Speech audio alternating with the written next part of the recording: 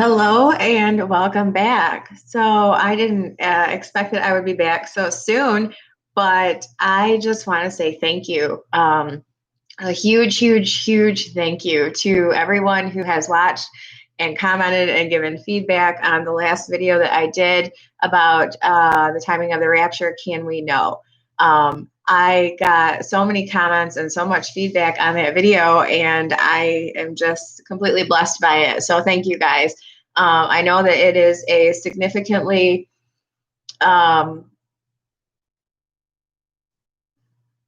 popular, I guess, topic, the timing of the rapture, especially today being Pentecost. And I know that there are a lot of people who favor a rapture around Pentecost. And so is this the year? Is this the timing? Everybody wants to know. Everybody's interested. Well, a lot of people want to know. A lot of people are interested.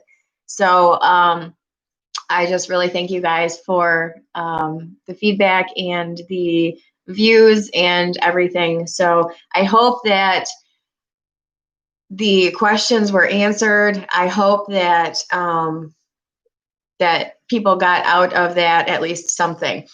So one of the comments that I got, and I actually saw a few names that I've never seen before in the comments. And so welcome to my channel if you are new.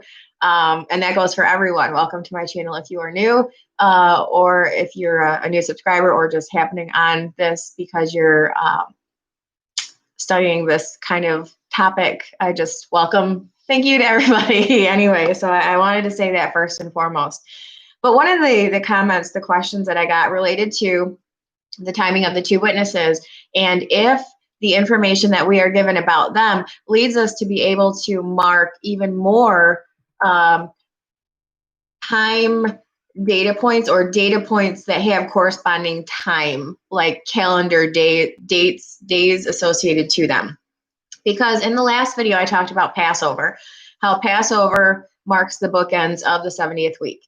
And when we actually explore the midpoint of the week, we will see even further support for the potential of that. And I don't want to say that the possibility or the truth of that, because it's still future, it's still speculative. I do the best that I can with what I read and hear in the Bible, try to make sense of it, heads or tails of it, discern it, understand it, reason through it.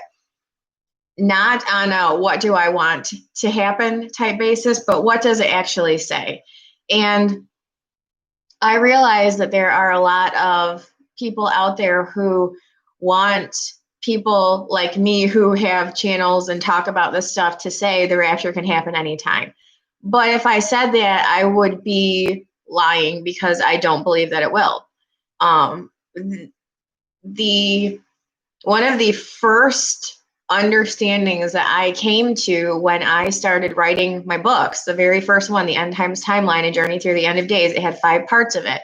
And it was from the first event leading into the 70th week, the 70th week, the end of the 70th week, the timing of it, and starting on the research to potentially determine what year that may occur in. One of the very fundamental truths that I came to understand was there are appointed times. These are not moving targets. These are fixed targets. These aren't things that can speed up or slow down. There are specific days that are in view for these, and they're not going to change just because we want things to happen sooner.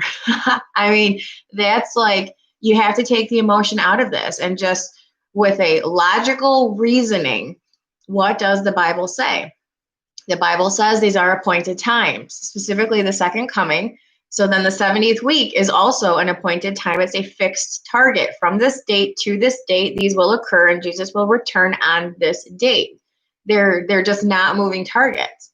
Gog and Magog is also a fixed target. It will happen immediately preceding the 70th week. And I want to get a little bit more involved in the activity that will start the 70th week, and talk a little bit more about the Passover just real quick, because this might also be a real long video, because there's a few different things that I want to talk about. I want to broaden the scope of this discussion to help people gain understanding about why we really need to take the emotion out of this study and look at it from logical perspectives, not what do we want to have happen, but what does the Bible say? Because the information truly is here. And it's mostly in the Old Testament prophets that we find this information. And we have to look at it from the perspective is that, again, we go back to the 6 purposes of the 70 weeks.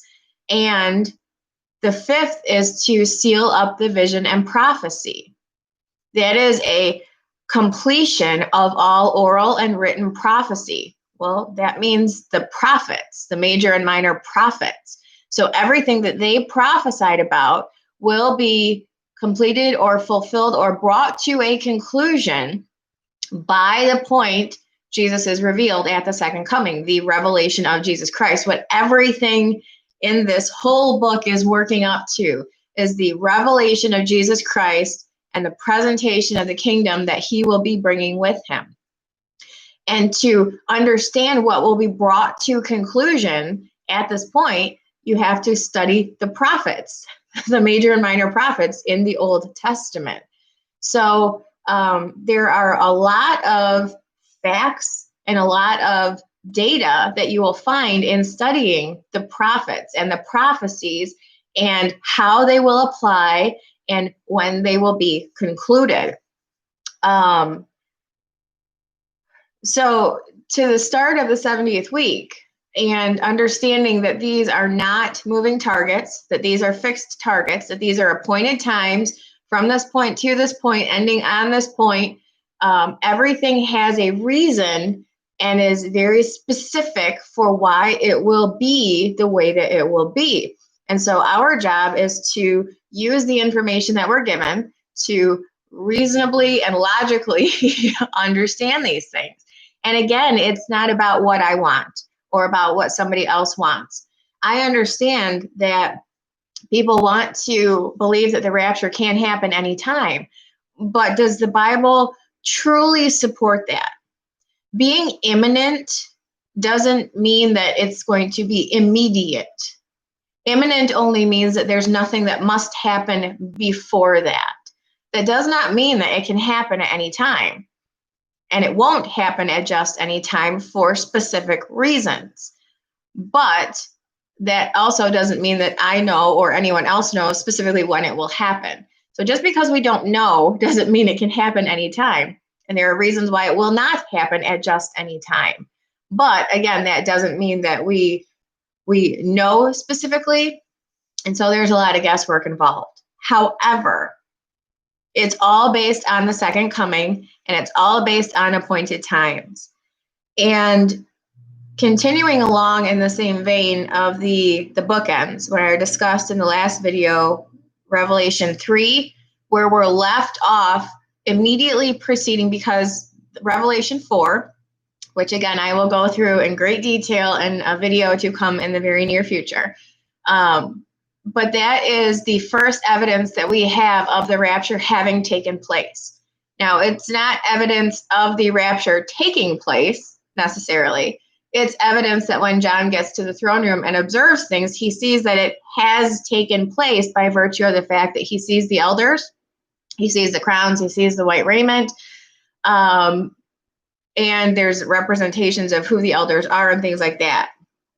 There is brought into more focus that there is this group of people that have been removed from the earth in this pre-trib rapture in chapters 5 and also chapter 7 of Revelation. Different details are given, but they're all the same people group, and there's an event that has taken place in order for them to be visually witnessed by John in the throne room in Revelation 4. So I'll save that discussion for another time. But the fact of the matter is, and I will call it a fact because there is great evidence to support it, is that the resurrection of those who fell asleep in Christ and those who were alive at his coming is seen to have occurred by Revelation 4. So the last chapter preceding that, the last letter of these 7 to the 7 churches, we see the offering of the new covenant. that goes back to Passover. And we see in Revelation 19, the salvation of the Jewish nation in Revelation 19, 7 and 8. And we see the invitation to the marriage supper of the Lamb, which is, again, going to coincide with the Passover.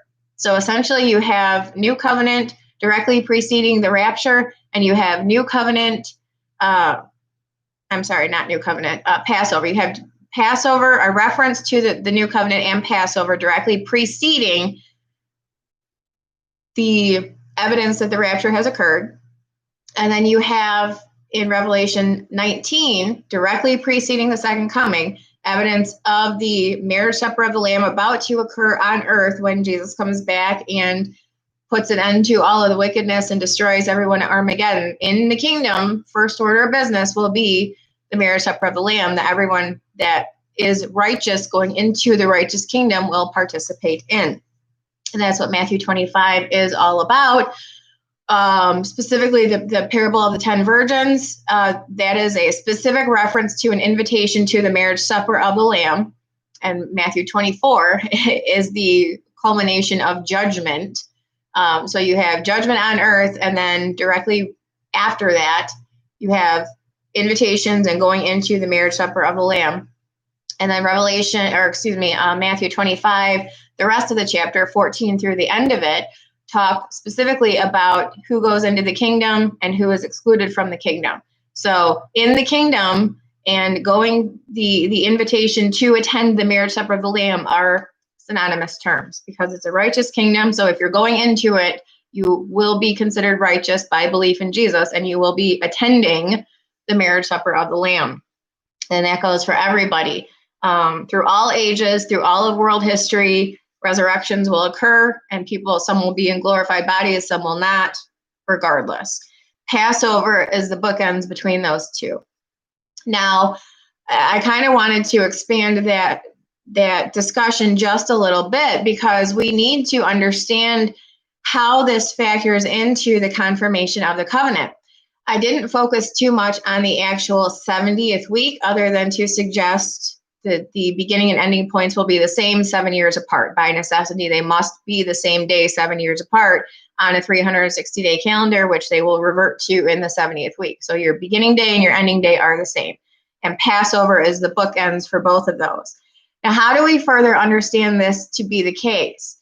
Well, he shall confirm the covenant with many for 1 week. Okay, so there is a starting point, and then there's a fixed amount of days attached to that. And on the last day, Jesus returns at the second coming to destroy wickedness and to establish his kingdom on earth in righteousness. Essentially, the confirmation of this covenant will begin the time clock, the specific time clock, which has a specific day count, a countdown to his arrival, 2,520 days later. Where people get a little bit off track with the confirmation of the covenant is thinking that it's going to be some kind of peace deal or some kind of peace agreement or something like that.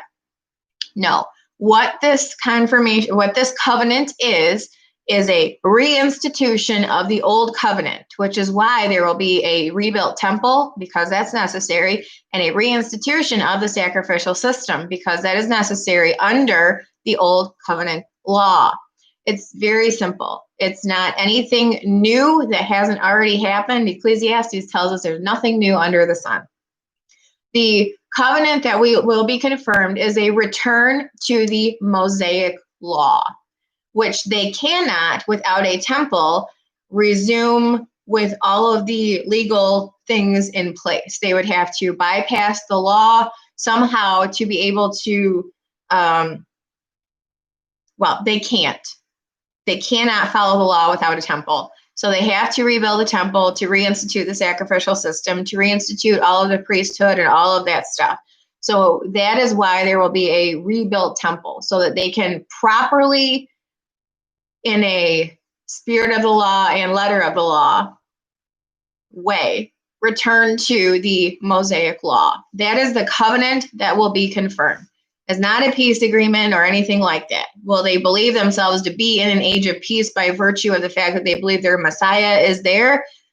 probably, but it's not a peace agreement or a peace covenant. It is a reinstitution of the Mosaic law, which is the old covenant, and all of these statutes which requires a temple and a reinstitution of the sacrificial system, which is why in the middle of the week, he shall cause those things to cease, thereby breaking it and giving the Jews the understanding that he is not who they believe him to be. But at the beginning of the week, it will be a reinstitution of the Mosaic law, the old covenant, and all of the statutes, which again require the temple. Now, how do we know this? Or what support is there given to this in the New Testament specifically, where we can see this? Well, Hebrews 8 makes this really clear. And when I was studying the book of Hebrews, I thought, oh, well, there's kind of the answer right there. Let's read. This comes from Hebrews 8, a short chapter in the book of Hebrews, but an extremely, extremely important one. The very last verse, Hebrews 8:13, where after the chapter introduces the text from Jeremiah, which regards the new covenant. I talked about this in the previous video too, Jeremiah 31 through 34. It's the first introduction that we have that there will be a new covenant coming. So the text of that is recited in Hebrews 8, and at the end of that it says, in that, so I'm actually going to read this. This Hebrews 8 through 13. For finding fault with them, the people under the old law, because they could not perfectly keep a perfect law. The law was perfect, there was nothing wrong with it, but the people are imperfect and incapable of keeping it, and therefore could not be saved by something they could not attain to. They could not do good enough work. They could not be perfect enough to keep a perfect law. Therefore, Jesus was necessary because he could and he did, and salvation is through him and not through the law, because we cannot attain perfection through the law because we are an imperfect people. That is what this is leading to and from. For finding fault with them, he saith, behold, the days come, saith the Lord, when I will make a new covenant with the house of Israel and with the house of Judah, not according to the covenant that I made with their fathers in the day when I took them by the hand to lead them out of the land of Egypt, because they continued not in my covenant, and I regarded them not, saith the Lord. Imperfect people cannot keep a perfect covenant. For this is the covenant that I will make with the house of Israel after those days, saith the Lord. I will put my law into their minds and write them in their hearts. I will be to them a God, and they shall be to me a people. And they shall not teach every man his neighbor and every man his brother, saying, know the Lord. There won't be a reason for them to teach each other about the Lord. He's going to be there. They will all know him, from the least of them to the greatest. For I will be merciful to their unrighteousness, and their sins and their iniquities will I remember no more. And that further solidifies the point that all Israel must accept him. All Israel will accept him. Joel 2, all Israel shall be saved. As it is written, there shall come out of Zion the deliverer, and shall turn away ungodliness from Jacob. So the last verse of this chapter, it says, in that, talking about the new covenant, he saith a new covenant. In that he saith a new covenant. He hath made the first old. Now that which decayeth and waxeth old is ready to vanish away. So before there was a new covenant, there was just the covenant. It wasn't an old covenant until there was a new one to then make it old. It was just the covenant. In Daniel's time, there was no new covenant. Therefore, there was also no old covenant. There was just the covenant. So when he says he shall confirm the covenant, it's the only one that existed at that time, and it was the old covenant. There's going to be a reinstitution of the old covenant. There will be a rebuilt temple and a reinstitution of the sacrificial system under the old Mosaic law. They will return to this. In Daniel's time, it's not new versus old. It's just what existed at that time. And it was the covenant under the Mosaic law, the statutes, the priesthood, the sacrifices, all of that. That was what existed at that time. And that is why Daniel referred to it as the covenant, because it wasn't old or new. It was just what existed at that time. Now, since there is a new covenant, making that covenant old, the new covenant has replaced it, but they don't recognize it. So what they will return to is the only one they believe exists, which is what we call the old covenant, because now there's a new one. And what Daniel in his time, without a new covenant existing, would have just referred to as the covenant. What do we also learn from the book of Exodus and also from the book of Hebrews, but more specifically from the book of Hebrews? That testaments are dedicated with blood. In order to confirm the old covenant, in order to confirm the new covenant, there was the requirement of shed blood. In the new covenant, it was Jesus' shed blood on the cross. In the old covenant, it was the shed blood of animals. In order to confirm this covenant and start the countdown that leads to Jesus' return 2,520 days later, there must be shedding of blood. This will be on Passover. Hebrews 9.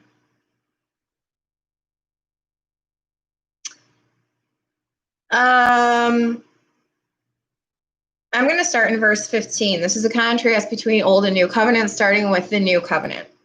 For this cause, he is the mediator of the New Testament, that by means of death, for the redemption of the transgressions that were under the first testament, they which are called might receive the promise of eternal inheritance. For where a testament is, there must also of necessity be the death of the testator. Death and shed blood are required to confirm a covenant. Now we know, again, the new covenant was solidified, put in place by Jesus' shed blood on the cross and his death. In the old covenant, it was the shed blood and the death of animals. So again, when we're talking about covenant confirmation, it must include death and bloodshed. For a testament is of force after men are dead, otherwise it is of no strength at all while the testator liveth. Whereupon neither the first testament was dedicated without blood. For when Moses had spoken every precept to all the people according to the law, and this is in Exodus 24, if anyone wants to look at the specific details.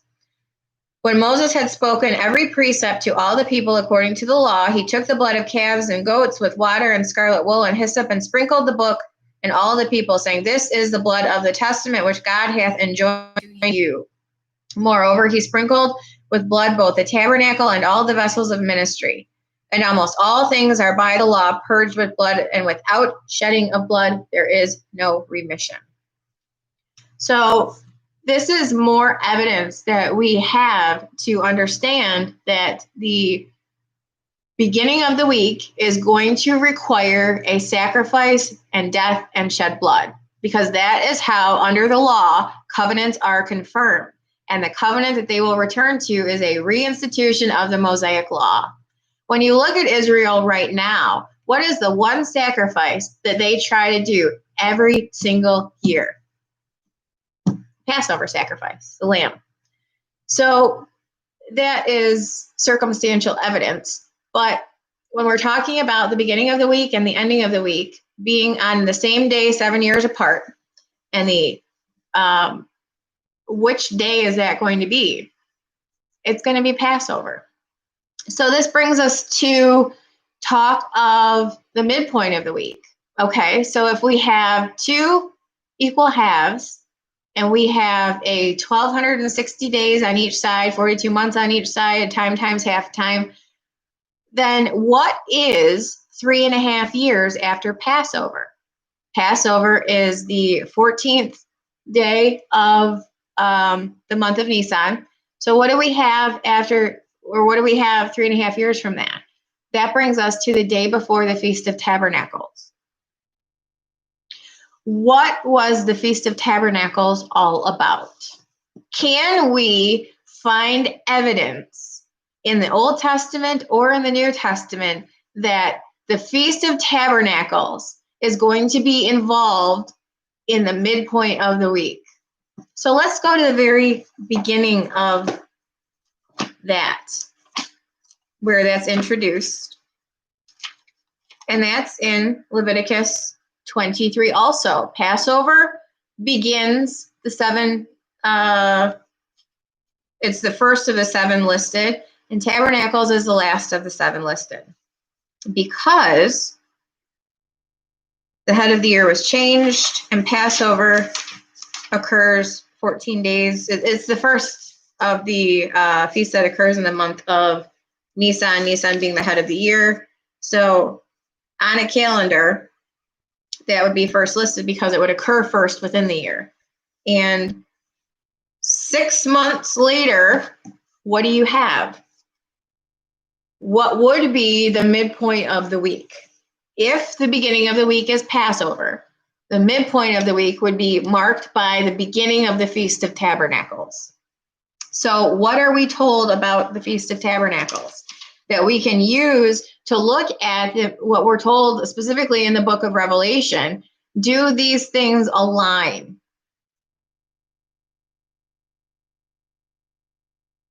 Leviticus 23:34. Speak unto the children of Israel, saying, the 15th day of the 7th month shall be the Feast of Tabernacles for 7 days unto the Lord. On the first day shall be in holy convocation, ye shall do no servile work therein. Okay, well, so let's go to Matthew 24, right? Because that's a chapter that a lot of people know, and it talks about the whole, from the beginning to the end, the 70th week. Matthew 24 is a 70th week chapter in the Bible. It talks about the seals, and then the midpoint of the week, which is characterized, first of all, by the preaching of the everlasting gospel, to be immediately followed by the abomination of desolation. And he says in there, pray that your flight not be in winter, neither on the Sabbath day. Why? Because the Jews, under the law, would be constrained by the law not to travel beyond a certain distance. And cities operating under the law would be closed on the Sabbath day or on Sabbath days. Winter would constrain their travel, the weather, and things like that. So he says, pray that your flight not be on the Sabbath, neither in the winter, because there's going to be a whole huge amount of really bad stuff to follow. So you're going to need to go, and you're going to need to go immediately. So let's hope that your travel is not restricted by weather conditions. And let's hope that you don't be your own stumbling block and say, oh, but the law, I'd be breaking the law if I traveled beyond this point. Because if you don't just go, then you're going to die. So let's hope that there aren't conditions that physically keep you there, weather-wise, that are beyond your control. And let's hope you don't stand in your own way and, that be the reason that you die because you didn't leave when you should have and were told to go by Jesus himself, because Jesus is the one speaking those words. Anyway, so it's interesting to note here that the first day of the Feast of Tabernacles is a Sabbath. That's where I was going with that. So when he says, pray that your flight not be in the winter, well, it wouldn't be, but neither on the Sabbath. Why? Because there would be a possibility and a good probability the Jews would restrict their own travel on the basis of being considered to not be following the law if they were traveling on a Sabbath. So anyway, continuing on. The first day shall be in holy convocation, ye shall do no servile work therein. 7 days ye shall offer an offering made by fire unto the Lord. On the 8th day shall be in holy convocation unto you, and ye shall offer an offering made by fire unto the Lord. It is a solemn assembly. This is what we refer to as, or what is referred to as Shemini Atzeret, the 8th day assembly. You shall do no servile work therein. So the first day of the Feast of Tabernacles is a Sabbath, and then the 8th day assembly is a Sabbath also. And obviously travel would be restricted under the law. Now, clearly we understand that the law is fulfilled. It doesn't exist. But in the Jews' mind during this time period, it will very much exist, and that's why I'm bringing it up right now. So in verse 37, continuing on, it says, these are the feasts of the Lord, which ye shall proclaim to be holy convocations, to offer an offering made by fire unto the Lord, a burnt offering, a meat offering, a sacrifice, and drink offerings, everything upon this day. Beside the Sabbath, actually, I'm not going to. Okay, so verse 39.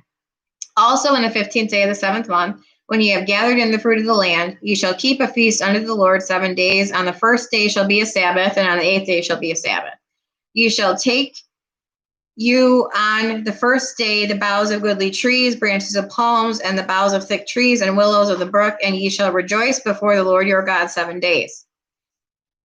And ye shall keep it a feast unto the Lord 7 days. In the year it shall be a statute forever in your generations. Ye shall celebrate it in the 7th month. Here we go. Ye shall dwell in booths 7 days. All that are Israelite born shall dwell in booths, that your generations may know that I made the children of Israel dwell in booths when I brought them out of the land of Egypt. I am the Lord your God.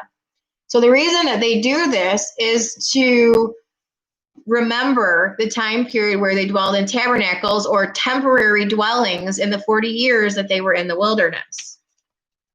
Hopefully this sounds familiar to what we know will happen at and after the midpoint of the 70th week per Revelation.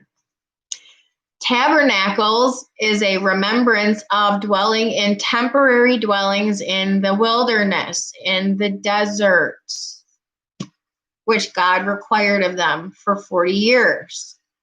What does Revelation 12 tell us will occur with the remnant that flees at and after the midpoint through the last 3.5 years of the 70th week?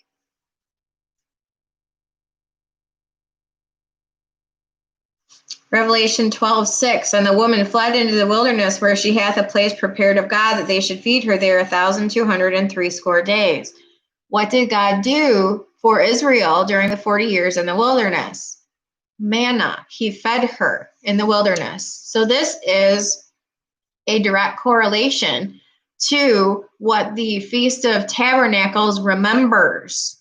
Is it's God's protecting them in the wilderness for a period of time and feeding them in the wilderness for a period of time in temporary dwellings during that period of time. That is exactly what, from the midpoint through the last 1,260 days, the second half of the week characterizes, is a remembrance of this very same things that tabernacles represents.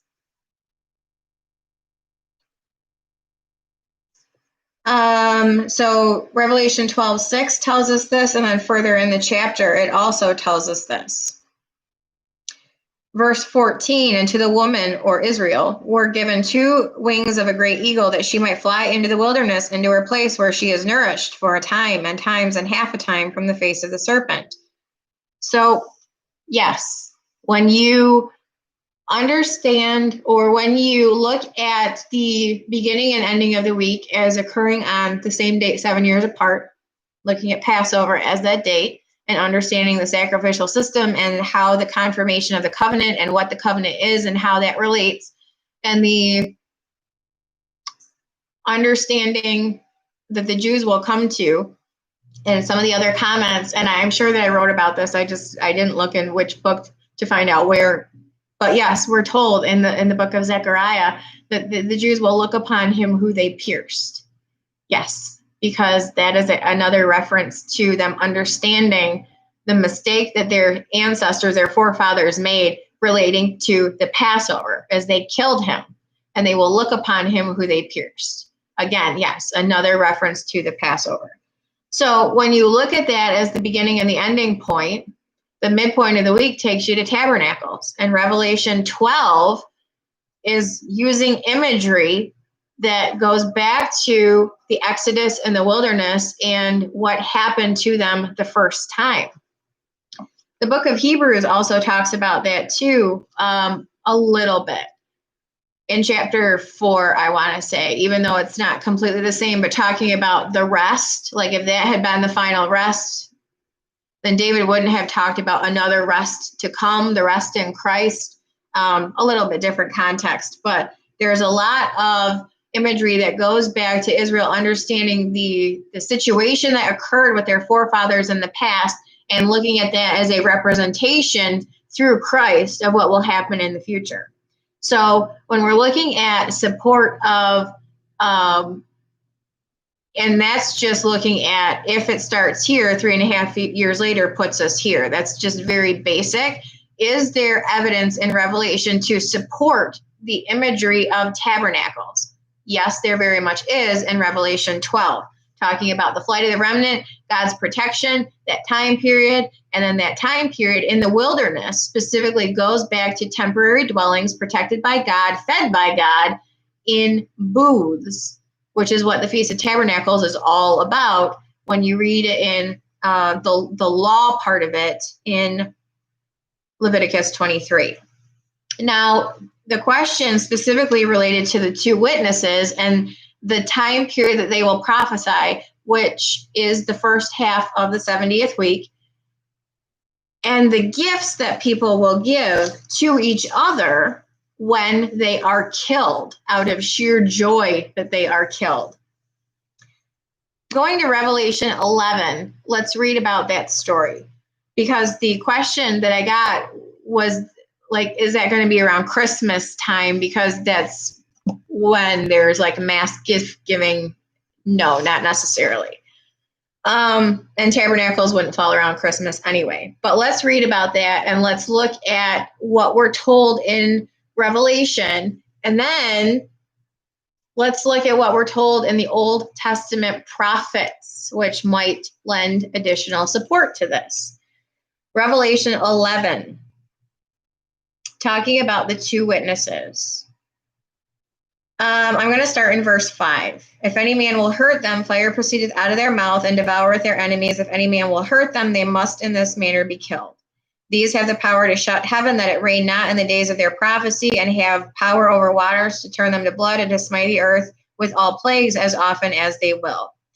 And when they shall have finished their testimony, not their time to prophesy, just their testimony, which is the verbal portion.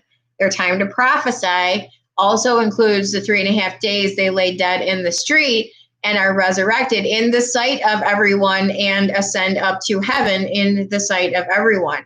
So they aren't alive the whole 1260.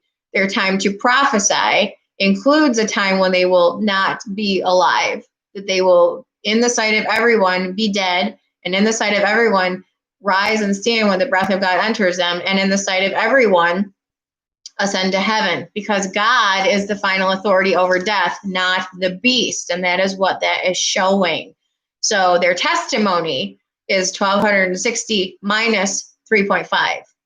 Their time to prophesy is the time that they were alive, and the time that they were dead, and the time that they were resurrected, and the time that they ascend, all of those events, because those all are a prophecy, just not necessarily oral prophecy. So just to make that clear.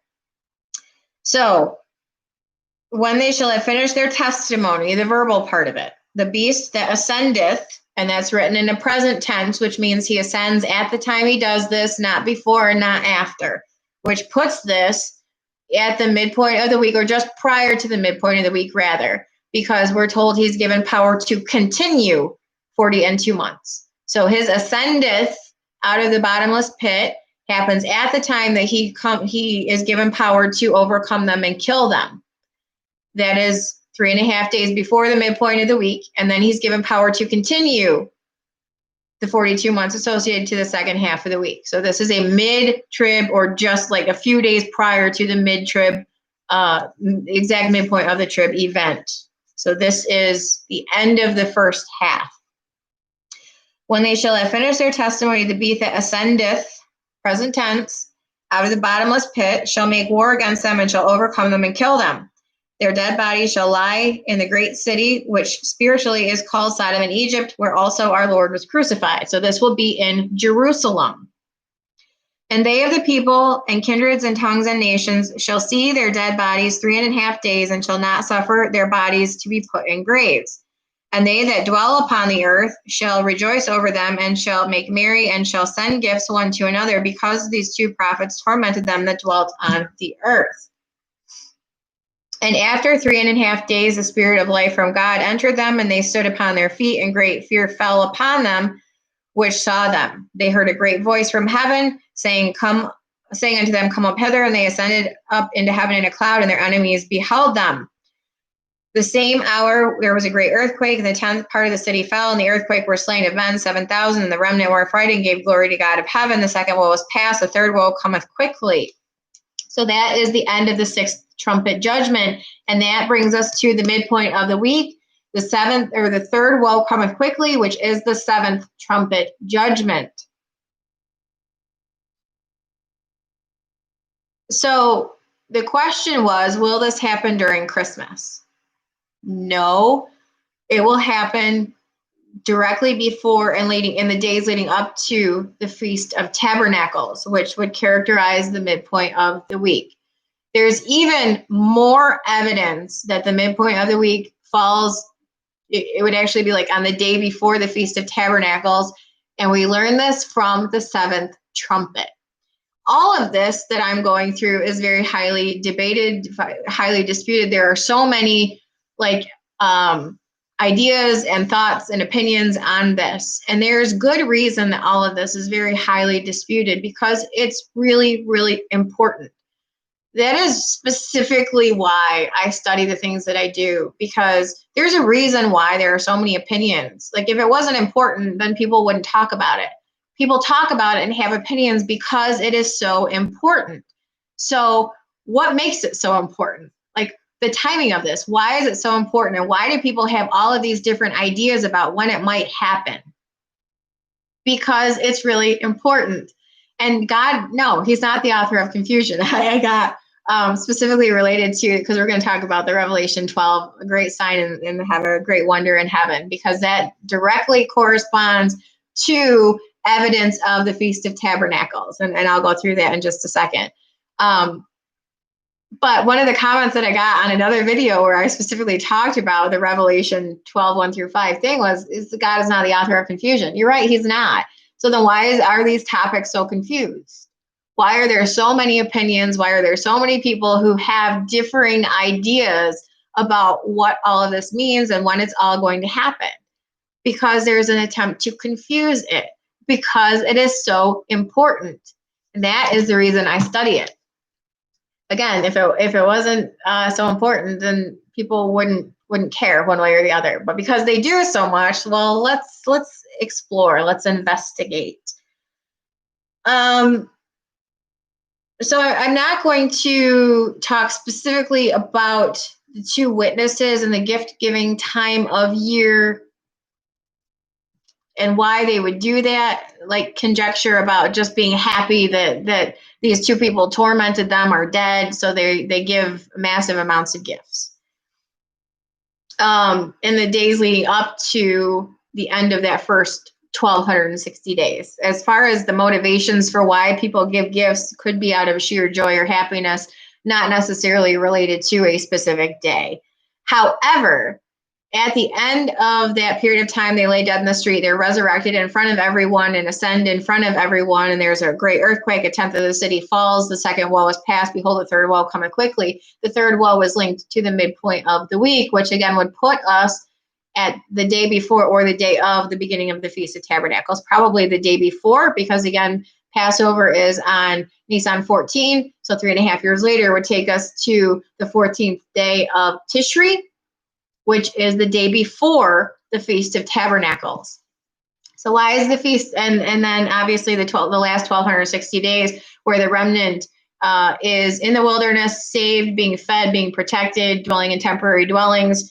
That would be from the Feast of Tabernacles, the first day of the Feast of Tabernacles, all the way through the end of it. And to Nisan, which is the second coming, and the Passover and all of that stuff 3.5 years later. So the second 1,260 days when they're in the wilderness would conceivably be the first day of the Feast of Tabernacles, all the way through the end of the week and leading up to the second coming, which again would be incidental with Passover. So hopefully that makes sense. But we're at, assuming a Nisan 14 start date and a Nisan 14 end date, the end of that first 1,260 days would be Tishri 14, the day before the Feast of Tabernacles. That is when the seventh trumpet sounds. The third woe, when Satan's kicked out of heaven, and then when he tries to kill the fleeing remnant, but they're protected by God, and then the thing synonymous with the Feast of Tabernacles, Revelation 12, that stuff happens, whatever. But let's take a look at a couple of these other things. Why would this be the optimal time for the Jews to be involved in this process that would send them fleeing? How would it be that so many people were potentially present to observe the death of the witnesses, the death of the two witnesses, and be there to rejoice and make merry and send each other gifts, and to see them raised from the dead, and to see them ascend in front of everyone? How is it that all of these people would be in Jerusalem and be present to witness this event? How is it that all of the Jews would be there, and that there's the potential likelihood that all of them fleeing could be saved? I mean, like, when you're talking about a best case scenario, when you're talking about the grace of God allowing as many to be spared as follow his directive to flee when they see this, Tabernacles would be the best time for that. For the events of Revelation 11 to find their ultimate fulfillment in as many Jews fleeing as possible, and the whole world seeing all of this, the death of the two witnesses and their resurrection, their ascension. When you're talking about a best case scenario, the Feast of Tabernacles is perfect for this. Why? Well, this goes back to the Old Testament prophets. You have to consider that Israel is going to believe themselves to be in a time period that they're not actually in. But believing that they're in that time period, they would look to the books of prophecy to tell them what is going to happen, or what they need to do, or what is going to happen as a result of prophecy being fulfilled. Ezekiel 45, sorry. This is what is going to happen in the kingdom age. If Israel believes themselves to be in the kingdom age prior to the time when they are actually in the kingdom age, these things would still have to align. Otherwise, there would be no reason for them to suspect that the Antichrist is their actual Messiah. He's going to have to do things in the manner that prophecy suggests they will be done, or they will not believe themselves to be in this time period. So we look to the book of Ezekiel to tell us what will happen in the kingdom age, and these things must be going on during the 70th week, at least until the midpoint, for the Jews to believe themselves in this period of time, which is why the temple will be rebuilt according to Ezekiel 40 through 42, because otherwise they would not believe themselves to be in the kingdom age. Ezekiel's temple must be built at the beginning of the 70th week, or the Jews will not believe themselves to be in the kingdom age. Ezekiel's temple, the millennial temple, is the same as the tribulation temple for that reason. It must be. Otherwise, they would not buy what the Antichrist is selling. Ezekiel 45, starting in verse 21. This will happen during the 70th week. And to actually start the 70th week, as I've already discussed, one of these also must by necessity happen. In the first month, in the 14th day of the month, ye shall have the Passover. A feast of 7 days, unleavened bread shall be eaten. And upon that day shall the prince prepare for himself and for all the people of the land a bullock for a sin offering. And 7 days of the feast he shall prepare a burnt offering to the Lord, 7 bullocks and 7 rams without blemish daily the 7 days, and the kid of the goats daily for a sin offering. He shall prepare the meat offering of an ephah for a bullock, and an ephah for a ram, and a hin of oil for an ephah in the 7th month. In the 15th day of the month shall he do like in the feast of 7 days, according to the sin offering, according to the burnt offering, and according to the meat offering, and according to the oil. Passover will be celebrated in the kingdom age to begin the 70th week. I'm just going to say that. That's my opinion, but that's what all of my research leads me to. So to begin the 70th week, the Passover. And then 7 days, which is the Feast of Unleavened Bread, to follow that. And then half a year later, it's the 7-day celebration of the Feast of Tabernacles. Those are the three that will happen in the kingdom age. And during the 70th week, by necessity, for Israel to believe herself in a period of time she is not actually in, by necessity, these things must happen also. Passover to begin the week, and Tabernacles in the middle of the week, 3.5 years later. Specifically, what we're talking about in the middle of the week. We're also told, so the Jews, when we go back to the legal aspect of the Feast of Tabernacle, it is a required feast. There were 3 that all male Jews were required to attend. Of the 7, Passover was required, and Pentecost was required, and Tabernacles was required. Every male Jew had to be in attendance during those 3 required feasts. That is why Tabernacles being at the midpoint of the week, or the Passover being important, because he shall confirm the covenant with many. All of Israel is going to be present for this event, which begins the midpoint of the week. Will be characterized by Passover, which is a required feast. All will be in attendance. And 3.5 years later, you have another required feast that will happen at the midpoint of the week that ensures all of Israel will be present. And so the most amount of people possible would be able to flee under these conditions, because they would be in Israel to see, to witness the abomination of desolation. Now, how is it that all the rest of the world will be able to see this too? And this is where we go to yet another prophecy specifically related to the Feast of Tabernacles in Zechariah 14. Now, we know that Zechariah 14 regards the second coming, and again, what will happen in the kingdom age. But again, this goes back to people believing themselves in a time period that they're not actually in. These things must still happen. Zechariah 14:16. And it shall come to pass that everyone that is left of all the nations which came against Jerusalem, and this will be on the heels of Gog and Magog, not Armageddon, but Gog and Magog, shall go up from year to year to worship the King, the Lord of hosts, and to keep the Feast of Tabernacles. Israel, the Jews, will be in Israel to keep 3 of the feasts that will be in the kingdom: Passover, unleavened bread, and Tabernacles. The Jews will celebrate all 3 of those. But the Gentiles from all nations will be required to go up year to year to worship the King, the Lord of hosts, and to keep the Feast of Tabernacles. What you're looking at in the midpoint of the week is everyone will be in Jerusalem.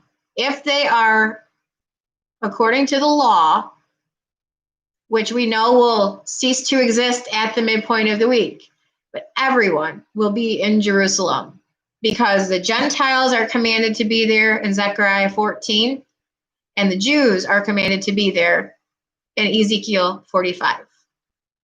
So what you have is the optimal time of year for these things to occur in front of the world, and for the most amount of Jews to witness this event, that they are told in Matthew 24, when ye shall therefore see the abomination of desolation, get out of Jerusalem, flee now. They must then be in Jerusalem to witness it, and they would by necessity be required to be in Jerusalem at the Feast of Tabernacles, because that is a legal requirement. And again, the covenant that is being confirmed is a return to the law, the Mosaic law, under which the Feast of Tabernacles is a required statute.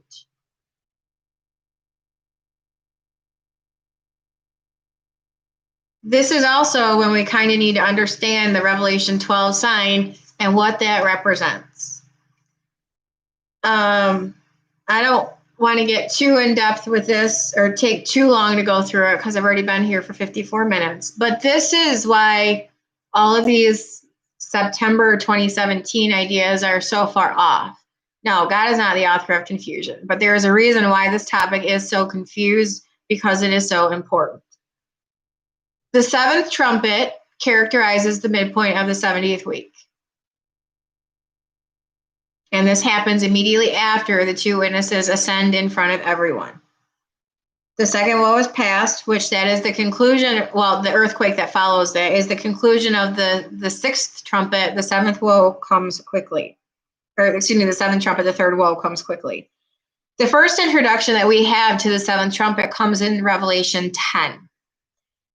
10:7, but in the days of the voice of the seventh angel, when he shall begin to sound the seventh trumpet, when this happens, the mystery of God should be finished, as he hath declared to his servants the prophets. What is the mystery of God that should be finished? Well, mysteries are finished when they're revealed. So whatever this is, this mystery of God is, it's going to be revealed so that it no longer is a mystery. It'll be finished because it will be shown, everybody will understand it, so there's no mystery anymore when everybody knows, when it's revealed. So at the seventh trumpet, there will be a huge revelation to make what was hidden come to light.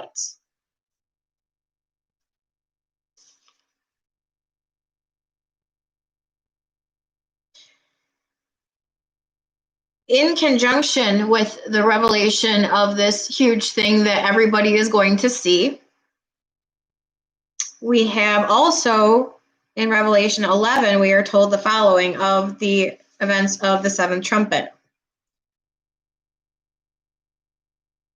The seventh angel sounded, there were great voices in heaven saying, the kingdoms of this world are become the kingdoms of our Lord and of his Christ, and he shall reign forever and ever. The 24 elders which sat before God on their seats fell upon their faces and worshiped God, saying, we give thee thanks, O Lord God Almighty, which art and wast and art to come, because thou hast taken to thee thy great power and hast reigned. So there is an elevation of the stature of Christ in heaven at this time period. He is further exalted or further elevated to a position of, his status is further elevated. And this we see evidenced by the fact that the judgments move from 1/3 of the earth to the whole of the earth. That's the difference between the trumpets and vials, or one of the differences between the trumpets and vials is the trumpets are 1/3. The vials are over the whole of the earth. So that Christ is further exalted, further elevated to a position of authority and over the whole of the earth. And that's evidenced by the differences in the trumpets and the bowls. It moves from 1/3 to the whole of. So that is what the seventh trumpet also tells us, is that not only when it sounds, there's going to be this revelation worldwide of something that was previously hidden, but there's also going to be in heaven a further exaltation of Christ, moving from part of the earth to the whole of the earth in the judgments. We see that further evidenced. And then in verse 18, the nations were angry, thy wrath is come. The time of the dead that they should be judged, and thou shouldest give us rewards unto the servants, thy prophets, to the saints, to them which fear thy name, great and small. And those are events that are specifically cited in Revelation 14 and 15 and 16, that those correspond to. And shouldest destroy them which destroy the earth. Naturally, that's going to happen in Revelation 14. We see the beginning of that with the reaping of the earth. And Jesus himself specifically shown as being the one to reap the earth. Okay, so seventh angel sounds. There's going to be a worldwide revelation of something so that it's no longer a mystery, no longer hidden. And we see a further exaltation of Christ. The kingdoms of this world are become the kingdoms of our Lord and of his Christ, and he shall reign forever and ever. That begins in heaven for 3.5 years and then is brought to earth, because that is what the kingdom is that is what is happening with the kingdom, is it's being brought from heaven to earth and established on earth for 1,000 years. But the kingdom is already in heaven. It's just going to be brought with Jesus to earth. So then we already talked about Revelation 12:6, that shows the woman fleeing, right, into her place where the woman fled into the wilderness, where she hath a place prepared of God, that they should feed her there 1,260 days. So the seventh angel sounds, there's this revelation of something worldwide that was previously hidden, that was a mystery, that's not going to be a mystery because it's revealed worldwide. And then a few verses later, we see the flight of the remnant into the wilderness. Matthew 24 tells us these things also. About this revelation of something worldwide immediately followed by the flight of the remnant. Matthew 24:14. The gospel of the kingdom shall be preached in all the world, revealed, no longer hid, the mystery of godliness. It's finished, it's revealed worldwide. This gospel of the kingdom shall be preached in all the world for a witness unto all nations, and then the end shall come, when ye shall therefore see the abomination of desolation spoken of by Daniel the prophet, stand in the holy place. Let them which be in Judea flee into the mountains. Let him which is on the housetop not come down to take anything out of his house. Neither let him which is in the field return back to take his clothes. And woe unto them which are with child, and to them that give suck in those days, and pray that your flight not be in the winter, neither on the Sabbath day. For then shall be great tribulation, such as was not since the beginning of the world to this time, no, nor shall ever be. And except those days be shortened, should no flesh be saved, but for the elect's sake, those days shall be shortened. So, if Jesus hadn't given the warning that when they see the abomination of desolation to flee, they would all have stayed because they wouldn't have known better and they would have all died. But he's told them, when you see this, get out, so that there can be a remnant spared, protected by God, saved in the wilderness, tabernacling in temporary dwellings for 3.5 years. That is the whole purpose of this warning. And that is what we see happening in Revelation 12:6. Immediately preceded by the sounding of the seventh trumpet, at which there is a worldwide revelation of a mystery. What is that? Again, the worldwide preaching of the gospel. Exactly what Revelation 14:6 and 7 tell us will happen.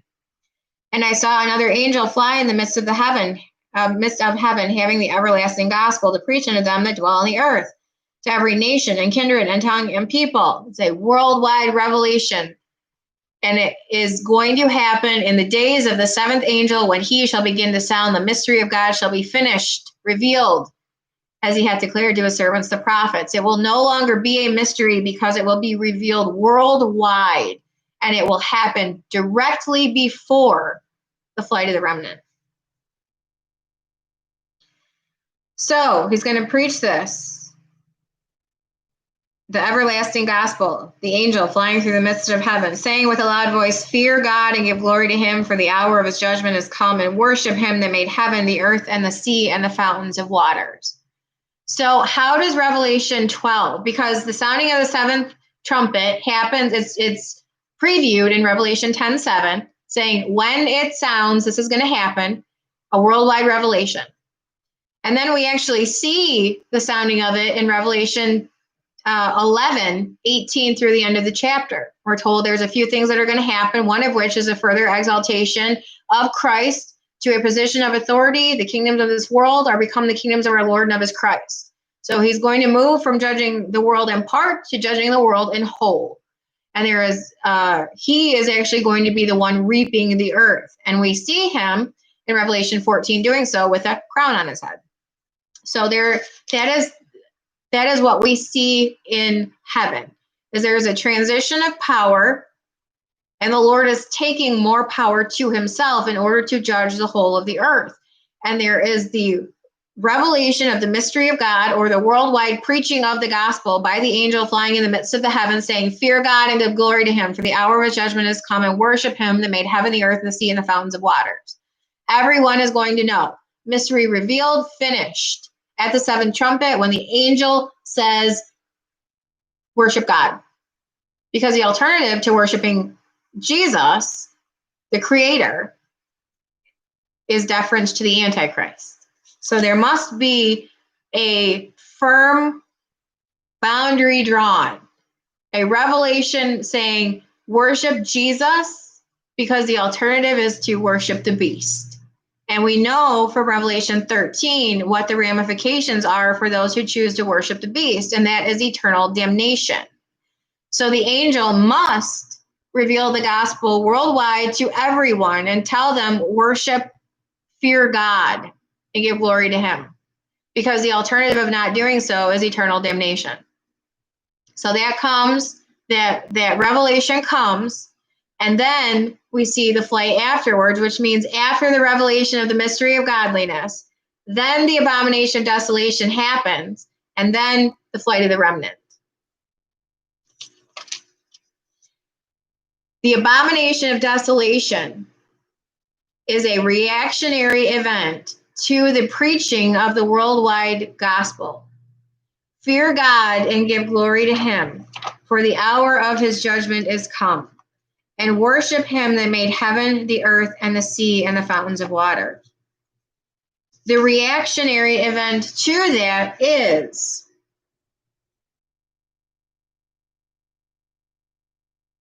in the midst of the week he shall cause the sacrifice and the oblation to cease, and for the overspreading of abominations he shall make it desolate. What does he go and do? The revelation of the man of sin, characterized by the abomination of desolation, who opposeth and exalteth himself above all that is called God or that is worshipped, so that he as God sitteth in the temple of God, showing himself that he is God. And this is going to happen when? The beginning of the Feast of Tabernacles.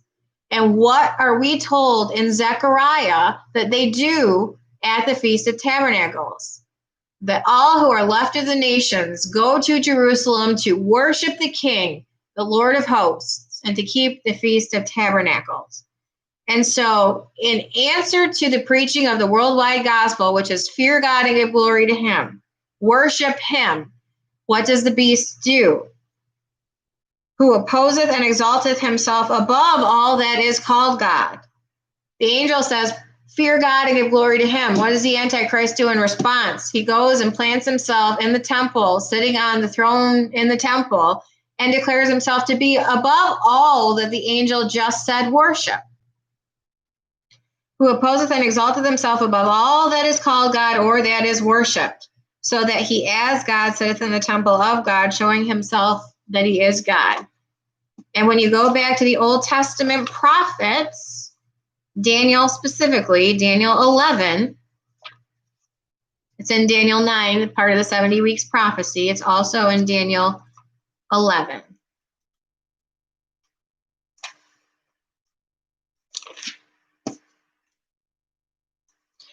The king shall do according to his will. He shall exalt himself and magnify himself above every god, and shall speak marvelous things against the God of gods, and shall prosper till the indignation be accomplished, for that is determined shall be done. He ascendeth out of the pit and will go about his destruction. He will kill the two witnesses, and they'll lay dead in the street for 3.5 days, and then the breath of God will enter them, and they will stand, and then they'll be called up to heaven, ending the first 1,260 days. And then you have the seventh angel sounding the trumpet, revealing the mystery of God worldwide, which is the preaching of the everlasting gospel with the directive of fear God and give glory to him, because his judgment is coming. The alternative of that is worshiping the beast, who declares himself to be above everything the angel just said worship, and fear God, fear and worship. And he exalts himself above all of that. Neither shall he regard the God of his fathers, nor the desire of women. The God of his fathers, God is capitalized here. He's not going to regard God like Jehovah God, nor not like he's going to be gay or something like that. A lot of people say that. The desire of women is Jesus. It's a reference to Jesus because it was the desire of all women to be the mother of Jesus. So that is what that means. Nor regard any God, or he will magnify himself above all. This is the abomination of desolation, which we are told characterizes the midpoint of the 70th week. So the seventh trumpet is at the midpoint of the 70th week, and it is characterized by the revelation of the mystery of God worldwide. It is characterized by the exaltation of Christ to a further position of authority in heaven in preparation to judge the whole of the world. And it is the beginning of the establishment of his kingdom in heaven to bring to earth 3.5 years later. The kingdoms of this world are become the kingdoms of our Lord and of his Christ. He's taking possession to reap the whole of it in preparation for coming to physically take possession of it 3.5 years later and establish his own kingdom. Daniel 2 and 7 and 9 talk about that. So the midpoint of the week. And then, so where I'm going with this is Matthew 24 talks about the preaching of the gospel worldwide, corresponds to Revelation 14, 6, and 7. And it is the fulfillment of what we were told was going to happen in Revelation 10, 7. So then we have the actual sounding of it occurring in Revelation 11, 17 through the end of the chapter, corresponding to Matthew 24, 14. Then you see a few verses later in the next chapter, the flight of the remnant, which corresponds to what we're told happens in Matthew 24, 15 through 22. And in the middle of the sounding of the seventh trumpet and the flight of the remnant, you have this great wonder in heaven. It happens in conjunction with the seventh trumpet, and it relates to the revelation of the mystery of godliness. It is a visual representation of the revelation of the mystery of godliness worldwide. That is what this great wonder in heaven, Revelation 12, 1 through 5, represents. You have an audio by the angel flying through the midst of the heaven giving the warning. And now you have a visual representation of the revelation of the mystery of godliness worldwide.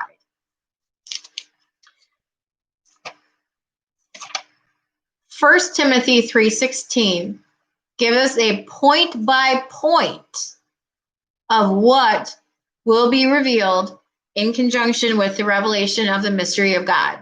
In the days of the voice of the seventh angel, when he shall begin to sound, the mystery of God should be finished, revealed. So you have an audio revelation of that with the angel in Revelation 14, 6, and 7. And you have a visual representation of that in Revelation 12, 1 through 5. Without controversy, great is the mystery of godliness. Let's look at this point by point revelation of what this visual revelation will be in conjunction with the sounding of the seventh trumpet at the midpoint of the week. There appeared a great wonder in heaven.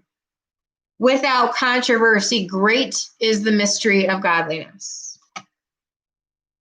A woman clothed with the sun and the moon under her feet, and upon her head a crown of 12 stars. She, being with child, cried, travailing in birth, and pained to be delivered. And she brought forth a man-child who was to rule all nations with a rod of iron. It's the birth of Christ.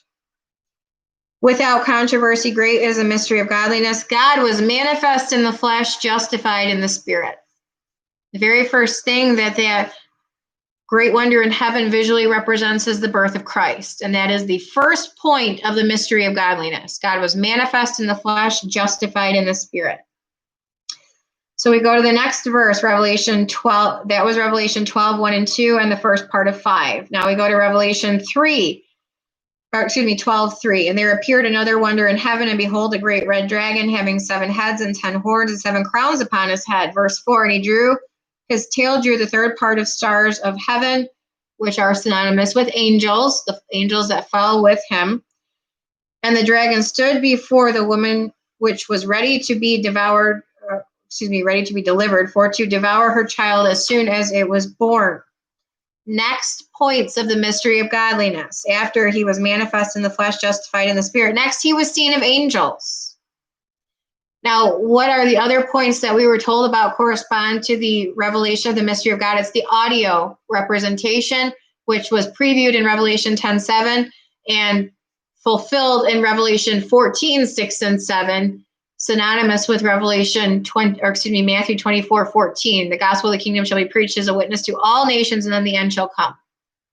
Fear God and give glory to him, for the hour of his judgment has come, and worship him that made heaven, the earth, the sea, and the fountains of waters.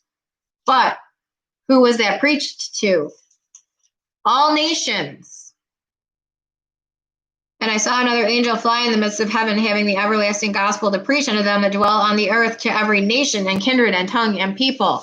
Next point of the mystery of godliness relates to that audio revelation. Preached unto the Gentiles, believed on in the world. And finally, Revelation 12:5, the last part of it. And her child was caught up unto God and to his throne. The very last part of the mystery of godliness revealed, received up into glory. What you have in the midpoint of the week, just before the beginning of the Feast of Tabernacles, which we see representing the Jews being saved in the wilderness, being preserved, protected, fed by God for the last 3.5 years, temporary dwellings. So what you have just prior to that is the revelation of the mystery of God, audio and visual. And then you have the abomination of desolation, and then you have the flight of the remnant.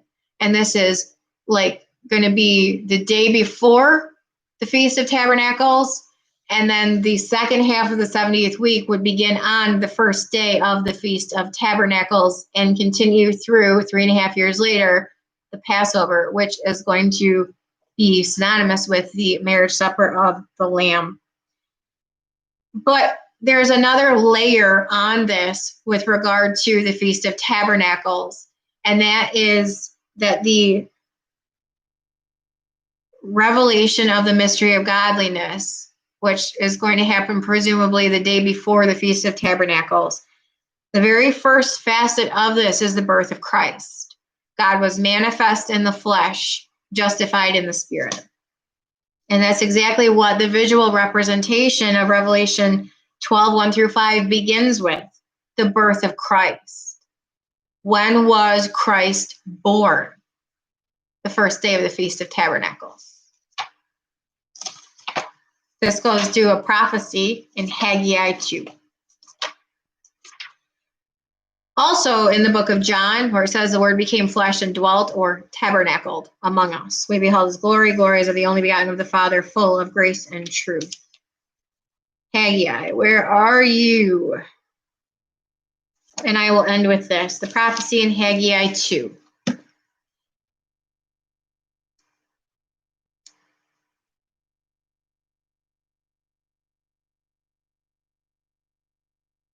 In the 7th month, Tishri, in the 21st day of the month. And this would be the last day of the Feast of Tabernacles. Came the word of the Lord to the prophet Haggai, saying, Speak now to Zerubbabel, the son of Shealtiel, governor of Judah, and to Joshua, the son of Josedech, the high priest, to the residue of the people, saying, and this is after they returned from the Babylonian captivity, and they began to rebuild the temple. This would be the second temple. Who is left among you that saw this house in her first glory? And how do you see it now? Is it not in your eyes in comparison of it as nothing? The scope of the second temple was not identical to that of the first. The Solomon's temple and Ezekiel's temple are the same dimensions. They will be mirrors of each other. This is part of the reason that the Jews would have known that the second temple was not the final temple, because it didn't match the right specifications. It did not match Ezekiel's temple. There would be another temple in their future. So comparing it to Solomon's, it lacked the grandeur. It wasn't built on the same size, the same scale. It wasn't magnificent like Solomon's temple was. Yet now be strong, O Zerubbabel, saith the Lord, and be strong, O Joshua, son of Josedech, the high priest, and be strong, all ye people of the land, saith the Lord, and work. For I am with you, saith the Lord of hosts. According to the word that I covenanted with you when you came out of Egypt, Passover. So my spirit remaineth among you, fear ye not. For thus saith the Lord of hosts. Yet once it is a little while, and I will shake the heavens and the earth and the sea and the dry land, and I will shake all nations, and the desire of all nations shall come. Jesus, the physical manifestation of God in the flesh, Jesus. And I will fill this house, the second temple, with glory, saith the Lord of hosts. Now, the first temple was anointed with the Spirit of God. The Spirit of God dwelt. And then before the Babylonian captivity, before the destruction of Solomon's temple, the Spirit left the building. And so now the Spirit will, or the glory that visits the second house, even though it is not on the same size and scale of the first, the glory that visits this second temple will be greater than that of the first, because it will be the physical Jesus visiting this. It won't be the Spirit of God dwelling in it. It will be Jesus himself who will visit this second temple. So that the second temple is inferior to the first, but the glory that will visit it will be greater than that of the first. So he says, I will shake all nations, and the desire of all nations shall come, and I will fill this house with glory, saith the Lord of hosts. The silver is mine, the gold is mine, saith the Lord of hosts. The glory of this latter house, the second temple, will be greater than the former, saith the Lord of hosts. And in this place will I give peace, saith the Lord of hosts. And that is because the Prince of Peace, Jesus himself, was born during the time that the second temple stood, and that was the temple that he would have visited. During his earthly ministry, he would have preached and healed and taught from. But the date of this prophecy is what is most important. Well, not most important, but it is equally as important as all the rest of it. The prophecy was given in the 7th month, in the 21st day of the month, the 7th day of the Feast of Tabernacles. And he's saying that the glory of this house will be greater than that of the first house, because Jesus is actually going to visit it. The first time that Jesus would have visited this second temple would have been on the 7th day of the Feast of Tabernacles, which means that he would have been born on the first day of the Feast of Tabernacles. How do we know this?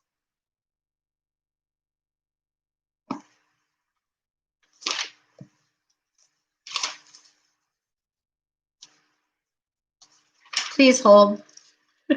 I have to find this.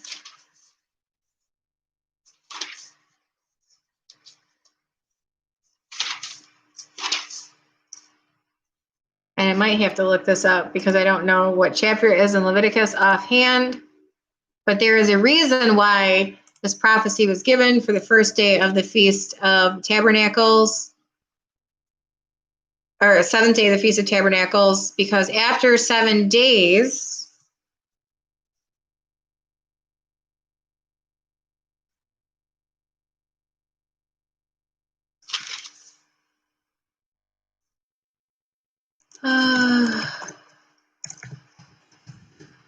women under the law were required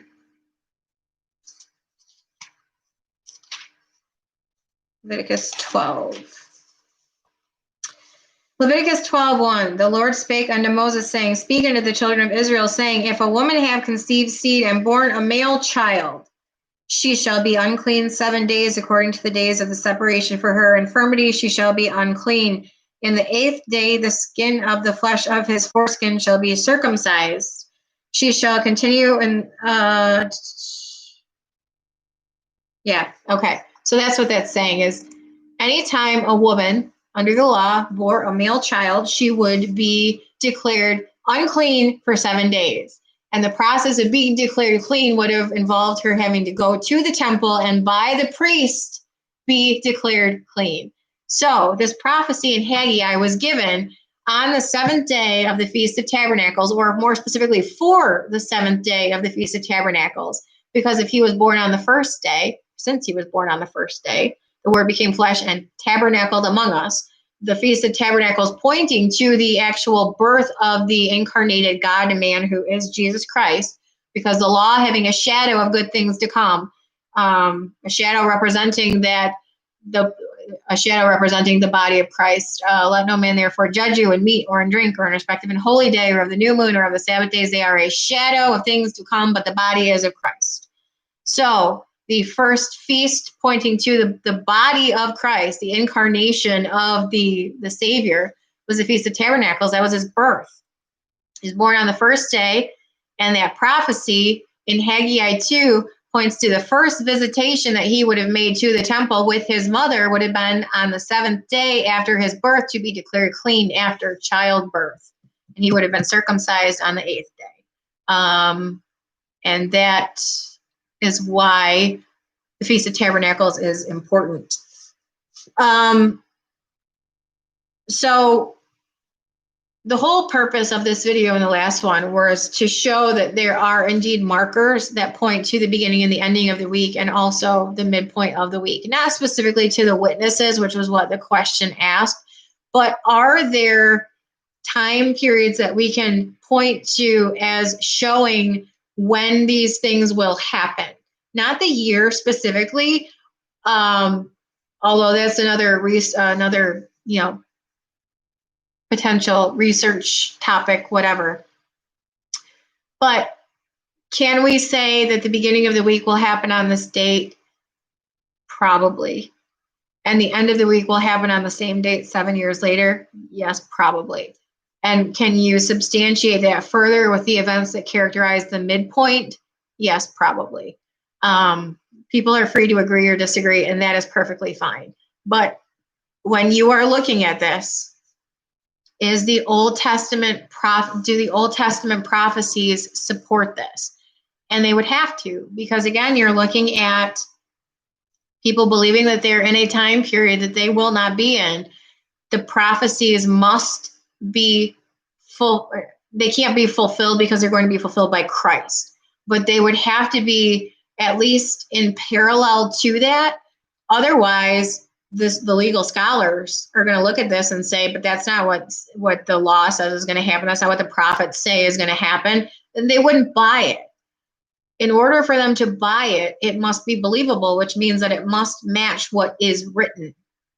And so what do the prophecies, what does the law tell us? Because these are things that they're going to reinstitute and reestablish. In error, yes, but they're still going to do it. So what do these things say? And can we look at the book of Revelation for further data points that match this? Yes. So can I definitively say that? No, obviously not, because these are points in history. But can we look at this and match it with law and prophecy? Yes, we can. So hopefully that answered the question that was asked. I know that there was a lot of detail given here. If you have questions or comments or feedback, please, by all means, let me know. I appreciate your time and your attention. And welcome to the new people, and welcome to the people who've been here for a while. But I always appreciate every contribution that you guys make, and certainly taking the time to view these, because I know that they're very long. So thank you much, and I will see you guys later.